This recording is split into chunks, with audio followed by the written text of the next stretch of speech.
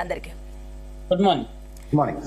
Yes Ramana గారు, ముందుగా మీతోనే స్టార్ట్ చేద్దాం. అయితే ఇప్పుడు కృష్ణా జలాల వివాదం ఇప్పుడు అసలు సిసలైన మలుపు తీసుకుంటుందనే ఒక రకంగా మనం చెప్పాలి. ఎందుకంటే కూడా గతంలో కూడా చూస్తే అటు గతంలో 3 రాష్ట్రాలకు నీటి పంపిణీ జరిగింది. తర్వాత అసలు సిసలైన సమస్య తెలంగాణ రాష్ట్రం ఏర్పడిన తర్వాత ఈ నీటి సమస్య వచ్చింది, మనం అందరం చూస్తూనే ఉన్నాం. అయితే ఈ రోజు ట్రైబ్యునల్లో వాదనలు ఏదైతే జరగబోతున్నాయో ఈ రోజు ఈ సమస్య ఎప్పటి నుంచో గతం నుంచో చూస్తున్నాం. కానీ ఇటు రాజకీయంగానే ఉంది, కానీ అది ప్రజలకు కానీ సామాజికంగా కానీ ఉపయోగపడే పరిస్థితులు కనిపించట్లేదు.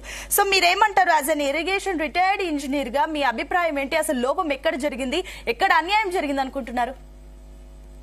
ఇప్పుడు ట్రిబ్యునల్ విచారణ అనేది చాలా టైం ప్రాసెస్ అనేది, అది చాలా టైం తీసుకుంటుంది. ఎప్పుడైనా గానీ ఒక పంచాయతీ, ఇప్పుడు ట్రిబ్యునల్ అనేది పంచాయతీ చెప్పడం అంతే.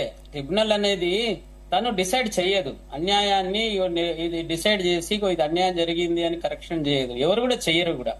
ఏ కేంద్ర ప్రభుత్వం కూడా ఇది జరిగింది అన్యాయం తెలంగాణకు అని చెప్పి చెయ్యదు. కాకపోతే ఏంటంటే ఈ ట్రిబ్యునల్ లో మనం చూస్తున్నటువంటి అగ్రిమెంట్స్ ఏవైతే ఉన్నాయో ఈ అగ్రిమెంట్స్ నే వాళ్ళు ట్రిబ్యునల్ వాళ్ళు డిక్లేర్ చేస్తారనమాట. ఇప్పుడు మనకు గెజిట్ పబ్లిక్ చేసిన ముందు, అంటే ట్రిబ్యునల్ అవార్డు ఇచ్చే ముందు 2 స్టేట్స్ కూడా ఒక కాంప్రమైజ్ కి రావాలి.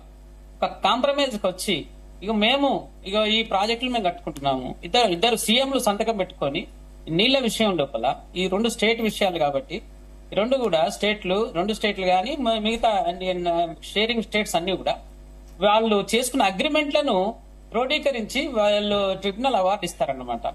సో ఈ బచావత్ ట్రిబ్యునల్ మనకి 811 టీఎంసీకి ఏదైతే ఇచ్చిందో ఈ 299/512 అనేది వాళ్ళందరికీ ప్రతి పిల్లవాని నోట్లలో అనుకున్నది 299/512 అనేది. అది ఇది పెద్ద అన్యాయం. ఇది మనకి 299/512 అనేది ఎందుకంటే ఈ 299/512 అనేది కాదు, గజావతి 811 ఇచ్చింది. 811 ఇచ్చినప్పుడు ఆ 811 లో తెలంగాణకు 299 ఇచ్చింది ఎవరు అంటే ఇక్కడ ఉన్నటువంటి స్టేట్ రాష్ట్ర ప్రభుత్వము ప్రపోజల్స్ ఇస్తేనే బచావత్ ట్రిబ్యునల్ అప్పుడు 299 అవార్డు ఇస్తుంది అనమాట. సో ఆ 299 అవార్డు అనేది ఇట్ ఈస్ తెలంగాణకి ఒక అన్యాయం జరిగింది.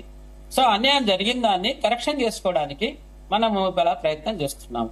సెక్షన్ 3 ప్రకారంగా విత్ రిఫరెన్స్ టు సెక్షన్ 3 మనకు ఈ నీళ్ల విభజన జరగాలి అనేటువంటిది మనము ఈ 10 ఏళ్ల నుంచి, అంటే తెలంగాణ వచ్చిన తర్వాత 14లో వచ్చింది కాబట్టి 14 నుంచి ఇప్పటి వరకు కూడా అదే ప్రయత్నం మనం చేస్తున్నాం.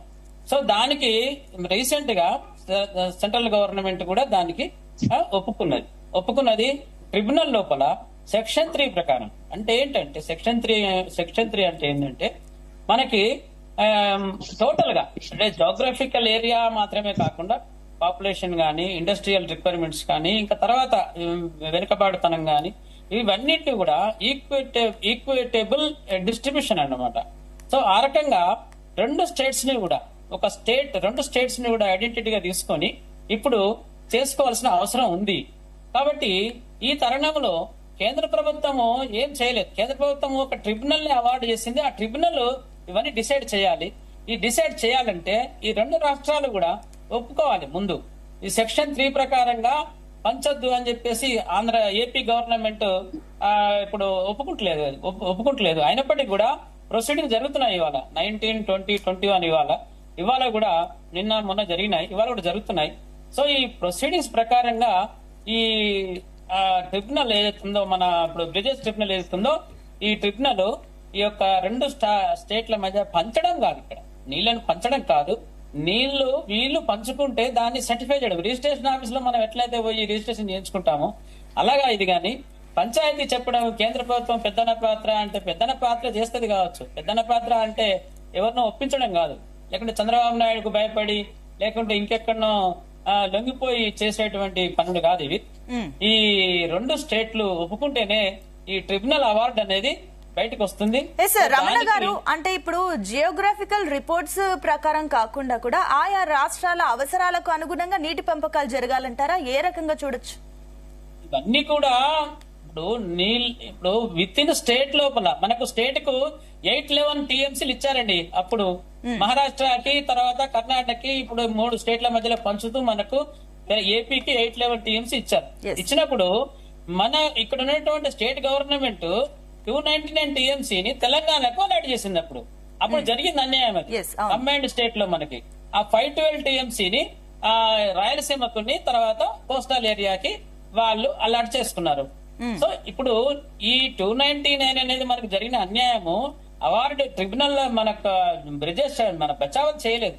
బచావత్ 811 ఇచ్చాడు తెలంగాణ మొత్తం ఏపీ మొత్తానికి.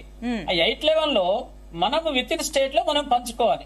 ఇప్పుడు అలాగే ఇప్పుడు 2 స్టేట్ల మధ్యలో ఇప్పుడు వీటిని పంచాలి. ఇప్పుడు ఆ 299 811 అనేది 599 అనేది ఉందో అది మొత్తము ఇప్పుడు మొత్తం చెరిపివేయాలి. చెరిపివేసి మళ్ళీ దాన్ని రివ్యూ చేసి ఇప్పుడు మనము 700 టీఎంసీ తెలంగాణకు కావాలని మనం ట్రిబ్యునల్ ముందు పెట్టాము. 700 టీఎంసీ అంటే ఉల్టా. ఇప్పుడు ఇంతకు ముందు 599 299 512 ఎట్లా ఉందో ఇప్పుడు 512 తెలంగాణకి 299 ఏపీకి అనే పద్ధతి లోపల అంటే ఆ రకంగా మనకి ఈక్విటబుల్ రేషియో ఏదైతే ఉందో జాగ్రఫికల్ ఏరియానే కాకుండా పాపులేషన్ గానీ ఇండస్ట్రియల్ రిక్వైర్మెంట్స్ గానీ ఇంకా తర్వాత వెనుకబడతనం గానీ ఇవన్నీ కూడా చూసినట్టయితే ఈ రకంగా అవుతుందో మనకి ఎక్కువ వాటా రావడానికి అవకాశం ఉంది. Right. మనం we should wait for tribunal award. ఇవాళ వాటి అవుట్కమ్ ఒకవేళ వస్తే రావచ్చు, లేకుంటే ఇంకా నెక్స్ట్ ప్రొసీడింగ్స్ లలో కూడా ఈ యొక్క ప్రొసీడింగ్ జరగవచ్చు. దాంట్లో మనకు ట్రిబ్యునల్ అవార్డు జరిగేటువంటి అవకాశం ఉంది. ఎస్ అండి.